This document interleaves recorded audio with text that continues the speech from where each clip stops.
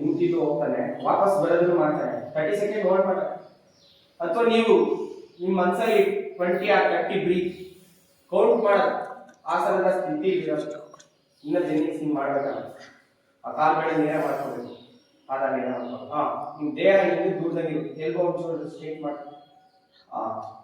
ಈ ರೀತಿ final posture ಅನ್ನೋದು ಸುಮಾರು ಜನಕ್ಕೆ ಗೊತ್ತಿರೋದೇ, ಸುಮ್ಮನೆ ಮಾಡಿದ್ವಿ ಗುಂಪಲ್ಲಿ ಏನೋ ಮಾಡಿಬಿಟ್ವಿ ಅನ್ನೋದಲ್ಲ. ಕರೆಕ್ಟ್ ಆಗಿ ಎವ್ರಿ ಆಸನಕ್ಕೆ ನೀವು ಎಫರ್ಟ್ ಹಾಕ್ಬೇಕಾಗುತ್ತೆ, ಕಲಿಬೇಕಾಗುತ್ತೆ. ವಾಪಸ್ ಬರೋದು ಕೆಲವರಿಗೆ ಬರಕ್ ಆಗ್ಬೋದು, ಕೆಲವರು ಬರೋದಕ್ಕೆ ಆಗ್ಬೋದು. ನೋಡಿ ಮಾಡಿದಂತ ಮಾಡ ನೋಡಿ, ಈ ಆಸನಕ್ಕೆ ಫಸ್ಟ್ ವಜ್ರಾಸನ ಕೂತಿರ್ಬೇಕು, ಅಲ್ಲಿಂದ ಫಾರ್ವರ್ಡ್ ಮೆಂಟ್ ಮಲಗೋದು, ಹೊಟ್ಟೆ ಮೇಲೆ ಮಲಗಿದ್ದು ಈ ಪೂರ್ಣ ಧನುರಾಸನ ಎಲ್ಲ ಮಾಡ್ತಾ ಇರ್ತೀರಾ. ಪೂರ್ಣ ಧನುರಾಸನ ಬರ್ಬೇಕು ಅಂದ್ರೆ ನಿಮ್ ಭುಜ ಕೀಲ್ ಸಡಿಲ ಇರಬೇಕು, ಮೇಲೆ ಎತ್ತೋ ಕೈನ, ಕೈ ಮೇಲೆ ಎತ್ತೋ ಮುಂದೆ ನೋಡ್ಬೇಕು ಅಷ್ಟೇ. ಕೈ ಅಚ್ಚುಲಿಯಿಂದ ನೇರ ಮಾಡಬೇಕಂತ ಮಾಡಿದ್ದಾರೆ, ಬಟ್ ಆದ್ರೆ ಇನ್ನೂ ಪ್ರಿಪೇರ್ ಆಗ. ಕೈ ಹಿಂಗ್ ಮೇಲೆ ಬಂದು ಕೈ ಇನ್ನು ಮೇಲೆ ಎತ್ಕೋಬೇಕು. ಈಗ ಆಮೇಲೆ ವಾಪಸ್ ಬಂದಾಗ ಆಲ್ಟರ್ನೇಟ್ ಆಗಿ ಸೊಂಟೆ ಇರಿಸಿರ್ತಾರಲ್ಲ ಅಲ್ಲಿ ಕುತ್ಕೊಂಡು ನೋಡಿಸ್ಲೇಂಟ್ ನೋಡಿ. ಇಲ್ಲಿ ಇದರಲ್ಲಿ ಈ ಪಾದ ಇನ್ನೊಂದು ಒಳಗಿರ್ಬೇಕು, ಆಯ್ತಾ? ಆ ಪಾದ ಇನ್ನೂ ಸ್ವಲ್ಪ ಸೇರಿಸಬೇಕು. ಫೈನಲ್ ಪೋಸ್ಚರ್ ಅಂದಾಗ ನೀವು ಕೈನ ಪಕ್ಕಕ್ಕೆ ಇಡಬೇಕು ನನಗೆ, ಎಲ್ಲಿ ಆ ಪಾದದ ಪಕ್ಕದಲ್ಲಿ. ಇದನ್ನು ಆಕ್ಚುಲಿ ಬೇಸಿಕ್ ಅಣ್ಣ. ಆಮೇಲೆ ನೀವು ಈ ಆಸನ ಹಿಂಗೆ ನೋಡಿದಾಗ ನೋಡಿ, ಸಾಮಾನ್ಯ ಸ್ಟಿಕ್ ಮತ್ತೆ ಇನ್ನೂ ಸ್ವಲ್ಪ ಹೀಗೆ. ಸುಮಾರು ಜನ ನೀವು ಮಾಡಿರ್ತೀರ, ಏನ್ ಮಾಡಿರ್ತೀರ, ಫುಲ್ ಹಿಂಗೆ ಬೆಂಡ್ ಆಗಿರ್ತೀರ ನೋಡಿ. ಈ ರೇಂಜ್ ಬರ್ಬೇಕು, ಈ ರೇಂಜ್ ಬಂದು ಆಕ್ಚುಲಿ ಇನ್ನೂ ಹಸ್ತನ ಪಕ್ಕದಲ್ಲಿ ಇರಬೇಕು, ಹಂಗೆ ನೋಡೋದು. ಅದು ಅಡ್ವಾನ್ಸ್ ಆಗೋದಕ್ಕೆ ನಾವು ಫೈನಲ್ ಪೋಸ್ಚರ್. ಇನ್ನು ಈ ರೀತಿ ಫುಲ್ ಟಿಲ್ಟ್ ಆಗೋದು. ನೀವು ಸುಮಾರು ಸಲ ಮಾಡಿರ್ತೀರಾ, ನಿಮಗೂ ಗೊತ್ತಿರುತ್ತಲ್ಲ ಎಷ್ಟು ಮಾಡಿರ್ತೀರ ನೀವು. ಸೊ ಆ ರೀತಿ ಈ ಆಸನ ಪರ್ಫೆಕ್ಟ್ ಮಾಡೋದನ್ನ ನೀವು ರೂಢಿಸ್ಕೋಬೇಕಲ್ಲ, ಸುಮ್ಮನೆ ಮಾಡೋದಲ್ಲ. ಈ ರೀತಿ ಈಗ ನೋಡಿ, ಈ ಕಾಲು ಸ್ವಲ್ಪ ಸ್ವಲ್ಪ ಕ್ಲೋಸ್. ಕೈ ಇಡೋ ಪ್ರಯತ್ನ ಮಾಡೋದು.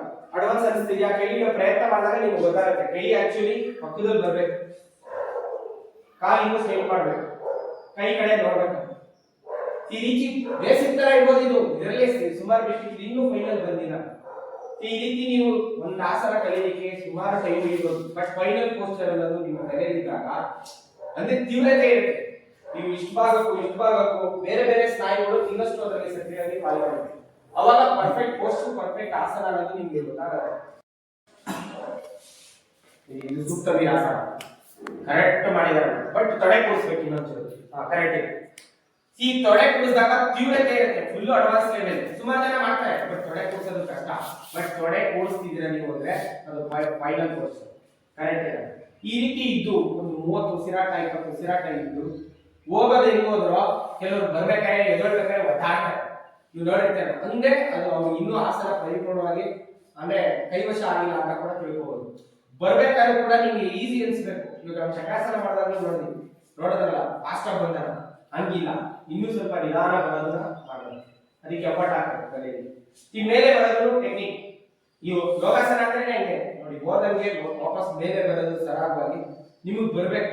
ನೀವು ಬರ್ತಿದೆ ಅಂದ್ರೆ ನೀವು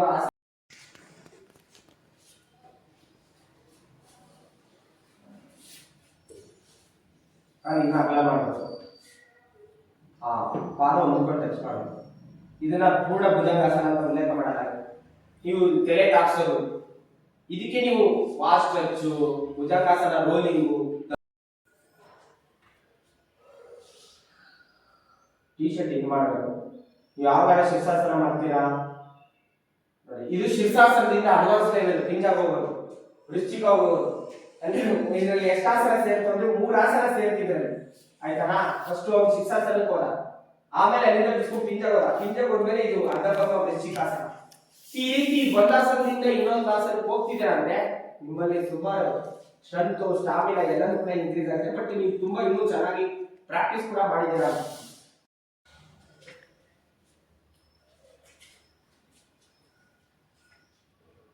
ಕರೆಕ್ಟ್. ಇನ್ನು ಒಂದು ಸ್ವಲ್ಪ ಪಾದ ಮುಂದಿದ್ದೀವಿ, ಒಂದು ಸ್ಟೆಪ್ ಇವಾಗ ಮಾಡಿ, ಟ್ವಿಸ್ಟ್ ಮಾಡಿ. ಕರೆಕ್ಟ್. ಹಿಂದೆ ನೋಡಿ, ಮಂಡಿ ಲೂಸ್ ಬಿಡ್ತಿದ್ದೀರಾ, ಹಿಂದೆ ಪಾದ ಮಾಡಿ. ಕರೆಕ್ಟ್. ಆಮೇಲೆ ಮೊಣಕೈ ಮೇಲೆ ಇದು ಇದನ್ನ ಓಪನ್ ಮಾಡಿ. ಈ ರೀತಿ ನೋಡಿ, ಅಲ್ಲಿ ಬ್ಯಾಲೆನ್ಸ್ ಪರ್ಫೆಕ್ಟ್ ಪೋಸ್ಚರ್ ಬರೋದು ಕೆಲವರಿಗೆ ಸುಮಾರು ಜನಕ್ಕೆ ಬ್ಯಾಲೆನ್ಸ್ ತಪ್ಪ ಹೋಗ್ಬಿಡುತ್ತೆ. ನೀವು ಪರ್ಫೆಕ್ಟ್ ಪೋಸ್ಚರ್ ಮಾಡಿದಾಗ ಹಿಡಿದುಕೊಳ್ಳೋದು ಕಷ್ಟ ಆಗ್ತದೆ. ನೀವು ಇನ್ನೊಂಚೂರು ಟೈಟ್ ಮಾಡಬೇಕು. ವಿಡಿಯೋ ಕರೆಕ್ಟ್ ಇದೆ ನೋಡಿ. ಇಷ್ಟು ಕರೆಕ್ಟ್ ಪರ್ಫೆಕ್ಟ್ ಪೋಸ್ಚರ್ ಇದೆ. ನೀವು ದಿನ 4-5 ಆಸನ ಮಾಡಿದ್ರೆ ಸಾಕು. ಹೆಂಗಿರುತ್ತೆ ಗೊತ್ತಾ? ಅದು ಬೇಸಿಕ್ ಕರೆಕ್ಟ್. ಈ ರೀತಿ ಇದ್ದು ಪರ್ಫೆಕ್ಟ್ ಈಚ್ ಎವ್ರಿ ಆಸನ ನೀವು ಕಾಮನ್ ಆಗಿ ಎಲ್ಲರ ಜೊತೆ ಪ್ರಾಕ್ಟೀಸ್ ಮಾಡಿದಾಗ ನೀವು ಟ್ರೈ ಮಾಡಬೇಕು. ಪರ್ಫೆಕ್ಟ್ ಪೋಸ್ಚರ್ ಬರಲಿಕ್ಕೆ ಟ್ರೈ ಮಾಡಬೇಕು. ಹಿಂದೆ ನೀ ಟೈಟ್ ಮಾಡಿಲ್ಲ ಮತ್ತೆ ಈ ಪಾದ ಹೋಗ್ಬಿಡ್ಬೇಕು. ಕರೆಕ್ಟ್. ಹಿಂದೆ ನೀ ಟೈಟ್ ಮಾಡಿ ಇವಾಗ ಹಿಂದೆ ಪಾದ ಹೋಗೋ ಪ್ರಯತ್ನ ಮಾಡಿ. ಅವಾಗಲೇ ಬಿಡಲ್ಲ ಆಗೋದು. ಕರೆಕ್ಟ್. ಕೈ ಓಪನ್ ಮಾಡಬೇಕು. ಹೊಟ್ಟೆ ಕಿಬ್ಬಟ್ಟೆ ನೋಡಿ ಹಿಡಿದಾಗ ಇರಬೇಕು. ಮೇಲೆ ಅಪ್ಪರ್ ಮಾಡಿ ಇಷ್ಟೊಳಗಾಗಿಲ್ಲ. ಇದು ಆಕ್ಚುಲಿ ಇದು ಅರ್ಧ. ನೀವು ಬರಿವೃತ್ತ ಪಾರ್ಶ್ವಕೋನಾಸನ ಇದೆಯೋ ಇದು ಅರ್ಧ ಇದೆ. ಫುಲ್ ಅಂದಾಗ ಕೈ ಪಕ್ಕಕ್ಕೆ ಬರಬೇಕು. ಕೈ ಪಕ್ಕಕ್ಕೆ ಬರಬೇಕಾಗುತ್ತೆ ನೋಡಿ. ಕೈನ ಪಕ್ಕಕ್ಕೆ ಬರಬೇಕು. ಅದು perfect full posture. D K. Shekhar ಅವರು ಯೋಗ ದೀಪಿಕಾ ತೆಗೆದ್ರೆ ಕೈನ ಪಕ್ಕಕ್ಕೆ ಕೂರಿಸಬೇಕು. ಅದು ಬರೋದು ಕಷ್ಟ. ಅದಕ್ಕೆ ನೀವು ಕುರಿಗೋಲಾಗಿ ಇಟ್ಕೋಬೇಕು. ಇಷ್ಟು ಬರ್ತಿದೆ ಅಂದಾಗ ನೆಕ್ಸ್ಟ್ ನೋಡಿ ಫ್ರಂಟ್ ಬೆಂಡ್ ಇವರು ಚೆನ್ನಾಗಿ ಮಾಡ್ತಾರೆ. ನಾನು ಸುಮಾರು ಸಲ ಗಮನಿಸಿದ್ದೀನಿ.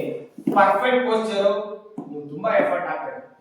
ನಿಮ್ಗೆ ಹಿಂದೆ ತೊಡೆಯಲ್ಲಿ ಪೃಷ್ಠದಲ್ಲಿ ಸ್ನಾಯುಗಳೆಲ್ಲ ಸೆಟ್ ಆಗಬೇಕು ನೋಡಿ. ಕರೆಕ್ಟ್ ಅಂಗೈ ಪಾದದ ಪಕ್ಕದಲ್ಲಿ ಬಿಡಬೇಕು. ಇಲ್ಲ ಪಾದಕ್ಕಿಂತ ಹಿಂದೆ ತಗೊಳ್ಬೇಕು ಕೈನ. ಆ ರೀತಿ ತಗೊಂಡು ನಿಮ್ಮ ಎಂಟೈರ್ ಬಾಡಿ ಎಲ್ಲ ಟಚ್ ಆಗಬೇಕು. ಉತ್ತಾನಾಸನ ನೀವು ಇದನ್ನ ಕಲಿಬೇಕು ಅಂದ್ರೆ 3 ವರ್ಷ ಬೇಕಾದ್ರೂ ಆಗ್ಬೋದು. ಹೇಳಕ್ಕಾಗಲ್ಲ. ಯಾಕೆಂದ್ರೆ ನೋಡಿ ಅದರ ಫುಲ್ ಪರ್ಫೆಕ್ಟ್ ಪೋಸ್ಚರ್. ಇನ್ನೊಂಚೂರು ನೀಟಾಗಿ ಮಾಡೋದು. ಕರೆಕ್ಟ್. ಅಷ್ಟು ಇಷ್ಟು ಮಾಡಿದ್ರೆ ಹೊಟ್ಟೆ ಎಲ್ಲ ಹಿಂದಾಗುತ್ತೆ. ಹಿಂದೆ ಎಲ್ಲ ಸೆಳೆತ ಬರುತ್ತೆ.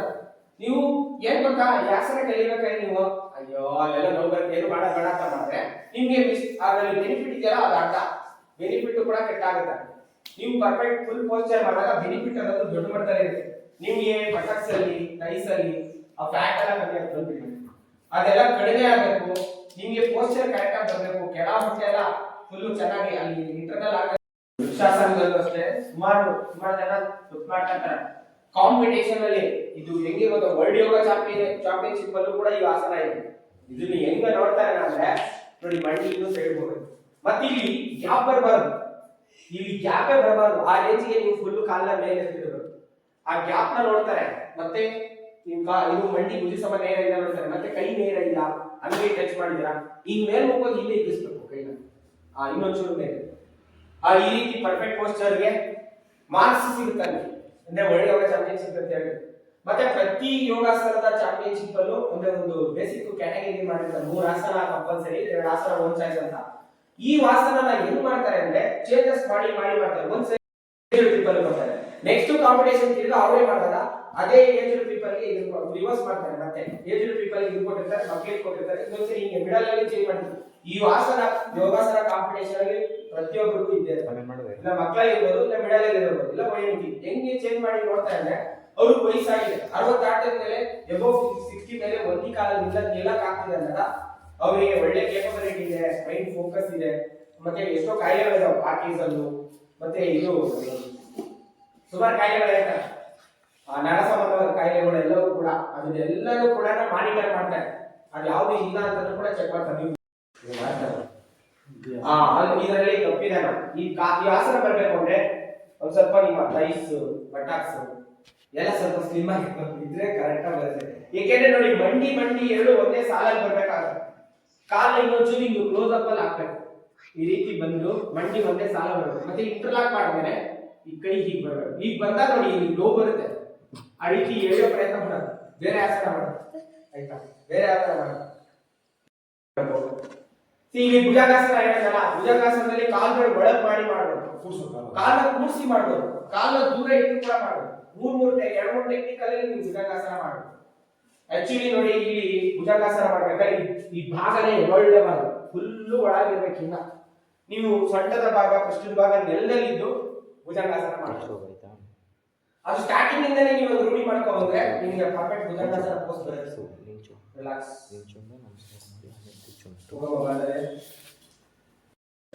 ಎಲ್ಲ ಮಸಲ್ಸ್ ಟೆಂಡನ್ಸ್ ಮತ್ತೆ ದೇಹದ ನರನಾಡಿಗಳು ಎಲ್ಲವೂ ಕೂಡ ನೀವು ಈ ಚೆವಿ ಪೋಸ್ಗೆ ಟ್ರೈ ಮಾಡೋದು. ಇಲ್ಲಿಂದ ಬರುತ್ತೆ. ಇಲ್ಲಿ ಮಂಡಿ ಮೇಲೆ ಬರುತ್ತೆ. ಸುಮಾರು ಮಂಡಿ ಮೇಲೆ ಬರುತ್ತೆ. ಮತ್ತೆ ಈ ಆಸನದಲ್ಲಿ ಏನ್ ಗಮನಿಸ್ತಾರೆ ಅಂದ್ರೆ ಇಲ್ಲಿ ಗ್ಯಾಪ್ ಬರಬಾರ್ದು, ಕಾಂಪಿಟೇಷನ್ ಬರುತ್ತೆ. ನೆಕ್ಸ್ಟ್ ಏನು ಫೈನಲ್ ಪೋಸ್ ಅಂತ ಅಂದಾಗ ಇಲ್ಲಿ ನೀವು ಎಷ್ಟು ಹಿಡಿಬೇಕು ಅನ್ನೋದೇ. ಅದು ಫೈನಲ್ ಪೋಸ್. ಅದಕ್ಕೆ ಎಕ್ಸ್ಟ್ರಾ ಮಾರ್ಕ್ಸ್ ಕೊಡ್ತಾರೆ. ನೀವು ರಿಸ್ಟ್ರಿಕ್ಟ್ ಆಗ್ತಾರೆ ಇಷ್ಟು ಮಾಡ್ತೀರಾ ಅಂದ್ರೆ ಸ್ವಲ್ಪ ಮಾರ್ಕ್ಸ್ ಕಟ್ ಆಗುತ್ತೆ. ಮತ್ತೆ ಏನ್ ಮಾಡ್ತಾರೆ, ಈ ಗ್ಯಾಪ್ ಇದೆ ಅಂತ ನೋಡ್ತಾರೆ. ಮತ್ತೆ ಇದು ಜಾನು ಶೀರ್ಷಾಸನ ಅಂದಾಗ ಏನ್ ಮಾಡ್ತಾರೆ, ಹಣೆಯ ಮಂಡಿ ತಾಕ್ಸ್ಬೇಕು ಅನ್ನೋದೇ ಅದು ತಾಗಿದೆಯಾ ಇಲ್ವಾ ಅಂತ ನೋಡ್ತಾರೆ. ಅದು ಪರ್ಫೆಕ್ಟ್ ಪೋಸ್. ಅದಕ್ಕೆ ಟ್ರೈ ಮಾಡ್ಬೇಕು. ನೀವು ಎಷ್ಟೋ ಜನ ಜಾನು ಶೀರ್ಷಾಸನ ಮಾಡ್ತಾ ಇದ್ದೀರಾ, ಅಲ್ಲಿವರೆಗೂ ಬರ್ತಿದ್ಯಾ ನಿಮಗೆ, ಮಂಡಿ ತಾಕ್ತಿದ್ಯಾ ಅಥವಾ ಕೆಳಗಡೆ ಗ್ಯಾಪ್ ಬರ್ತಿದ್ಯಾ ಅಥವಾ ರಿಸ್ಟ್ರಿಕ್ಟ್ ಆಗ್ತಾ ಇಲ್ಲ, ಇದೆಲ್ಲರೂ ಫೋಕಸ್ ಮಾಡ್ಬೇಕು. ನಿಮ್ಗೆ ಒಂದಂತ ಬರ್ತಿದೆ ಅಂದಾಗ ನೆಕ್ಸ್ಟ್ ಲೆವೆಲ್ ಹೋಗೋ ಪ್ರಯತ್ನ ಮಾಡ್ಬೇಕು. ಹೆಂಗಾರ ಮಾಡಕ ಹಣೆ ತಾಕ್ಸೋ ಪ್ರಯತ್ನ ಮಾಡಿ ನೆಕ್ಸ್ಟ್ ಹಂತದಲ್ಲಿ ರಿಸ್ಟ್ರಿಕ್ಟ್ ಪ್ರಯತ್ನ ಮಾಡಬೇಕು ಅನ್ನೋ ತರ ಮಾಡ್ಬೇಕು. ಬರ್ತಿದ್ಯಾ ರೈಟ್?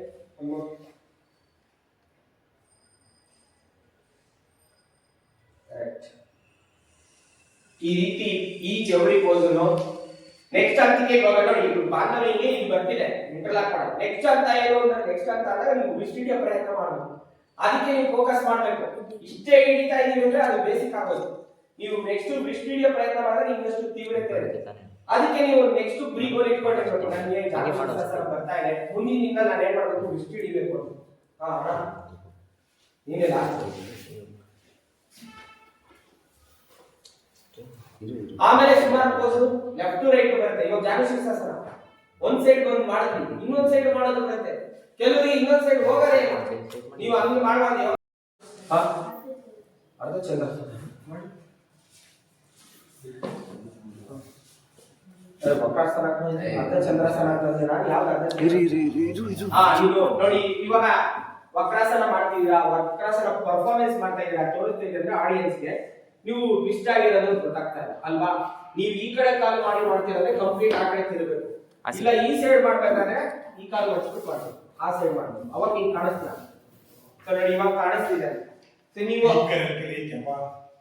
ಫುಲ್ ಪಾದ ಇಟ್ಕೋಬೇಕು, ಕೆಳಗಡೆ ಕಾಲು ನೇರ ಮಾಡ್ಬೇಕು. ಆಯ್ತಾ? ಇನ್ನು ಬಂಡಿ ಪಕ್ಕ ತಗೋಬೇಕು, ಕಾಲು ಬೇಡ ನಿಮ್ ಕಡೆ ಮಾಡ್ಬೇಕು. ಈ ರೀತಿ ಫುಲ್ ಕಂಪ್ಲೀಟ್ ಇದ್ದು ಮ್ಯಾಕ್ಸಿಮಮ್ ಟ್ವಿಸ್ಟ್ ಹೊಡಿಬೇಕು. ಫುಲ್ ಹಿಂದೆ ನೋಡಬೇಕು ನೋಡಿ. ಈ ರೀತಿ ಇಷ್ಟು ಟ್ವಿಸ್ಟ್ ಮಾಡ್ಬೇಕು. ಇಷ್ಟು ಟ್ವಿಸ್ಟ್ ಮಕ್ಕಳಲ್ಲಿ ಬರುತ್ತಾನ, ದೊಡ್ಡವರಲ್ಲಿ ಬರ್ತಿದ್ದೆ ನಾನು ಬೇಕು. ದೊಡ್ಡವರಲ್ಲಿ ಬರ್ಬೇಕು ಅಂದ್ರೆ ನೀವು ಚೆನ್ನಾಗಿ ಎಫರ್ಟ್ ಹಾಕಿ ಹಿಡ್ಬೇಕು. ಹಿಡ್ದಾಗ ಮಾಡಿದ್ರೆ ಸಲೀಸ ಬರುತ್ತೆ. ಇದೇ ಪೋಸರ್ ನೀವು ಆ ಕಡೆ ಸೆಟ್ ಮಾಡ್ತಾನೆ ಅಂದ್ರೆ ಬಿಟ್ಬಿಡ್ಬೇಕು, ಕಂಪ್ಲೀಟ್ ಈ ಕಡೆ ತಿರುಗಿಬಿಡ್ಬೇಕು. ಈ ಕಡೆ ತಿರುಗಿಬಿಟ್ಟು ಇವಾಗ ಈ ಕಾಲು ಮಾಡಿಸ್ಬಿಟ್ಟು ಮಾಡ್ಬೇಕು. ಈಗ ನೀವು ಪರ್ಫಾರ್ಮೆನ್ಸ್ ಮಾಡ್ತೀರಾ, ಒಂದು ವಿಡಿಯೋ ಮಾಡ್ತೀರಾ, ಆ ಪೋಸ್ ಬೇರೆಯವರಿಗೆ ಕರೆಕ್ಟ್ ಕಾಣ್ಬೇಕು ಅಂದಾಗ ನೋಡಿ ಈ ರೀತಿ ಚೇಂಜಸ್ ಮಾಡಿ ಮಾಡ್ಬೇಕು. ಐಡಿಯಾ ಮಾಡ್ಬೇಕು. ಎಲ್ಲರ ಮನೇಲೂ ಒಂದೇ ಕೆಳ ಫೋನ್ ಇರ್ತಾವಲ್ಲ, ನೀವು ಐಡಿಯಾ ಮಾಡಿ ಒಂದು ವಿಡಿಯೋ ಮಾಡೋದು, ಒಂದು ಫೋಟೋ ಮಾಡೋದು.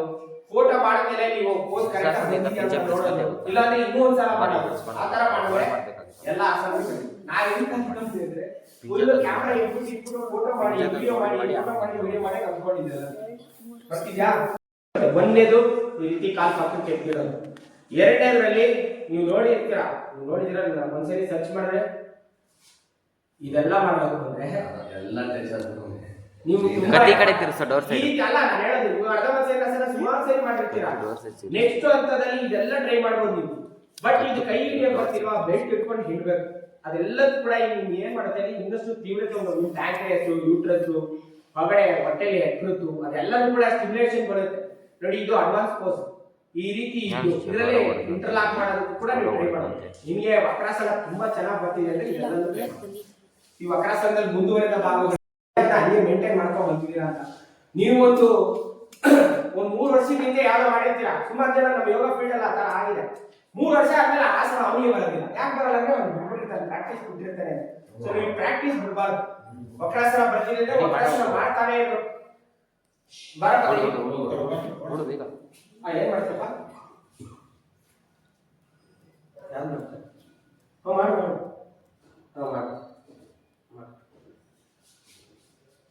ಅರ್ಧವರ್ಷ ಹಂಗಿಲ್ಲ.